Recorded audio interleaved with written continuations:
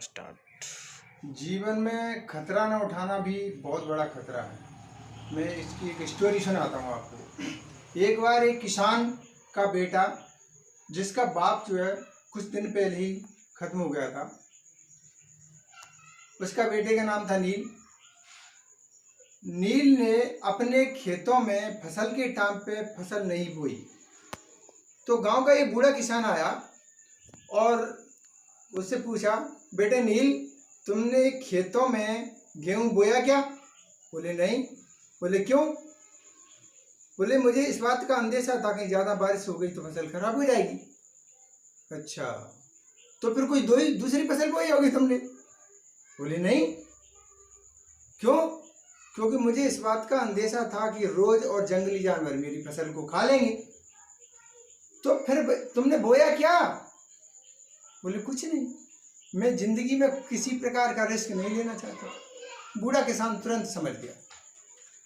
उसने कहा, नील, ये जीवन पूरा रिस्केबल है, जीवन पूरा रिस्क से भरा हुआ है। जो जीवन में रिस्क नहीं उठाता वो नया कुछ नहीं कर पाता, नया कुछ नहीं बन पाता, उसे अनुभव ही नहीं मिल पाते। उदाहरण के तौर पे, यदि हम चलेंगे तो चलने में गिरने का खतरा है, जीवन में मृत्यु का खतरा है, और व्यापार करेंगे तो व्यापार में हानि होने का खतरा है। अगर हम खतरा मोल नहीं उठाना चाहते तो ये मान के चलो हम अपने जीवन को सुरक्षित तरीके से काटना चाहते हैं। जब जीवन को सुरक्षित तरीके से काटना चाहते हैं तो हम नया कुछ नहीं सीखना चाहते। जो लोग जीवन में खतरा नहीं उठाते वो नया कुछ नहीं सीखते और बदलाव नहीं ला पाते, और ना ही उन्हें कुछ मिलता है और ना ही अगली पीढ़ी के लिए कुछ समझ पाते हैं, क्योंकि उनके पास कुछ नॉलेज, अनुभव नहीं होता। अब सोचिए दिमाग से कि पक्षियों के बच्चे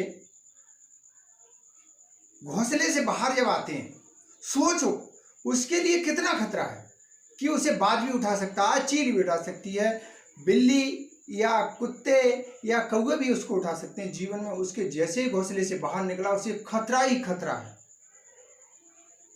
तो ये खतरा मोल न ले तो वो फिर बाद में दुनिया का आनंद कैसे ले? इसलिए उसके बाद भी घोंसले से बाहर आता है, ऊंचा उड़ने की चाहत में पक्षी उड़ते नील गगन को, और वो दुनिया के ऊंची उड़ान भरने के आनंद लेता है।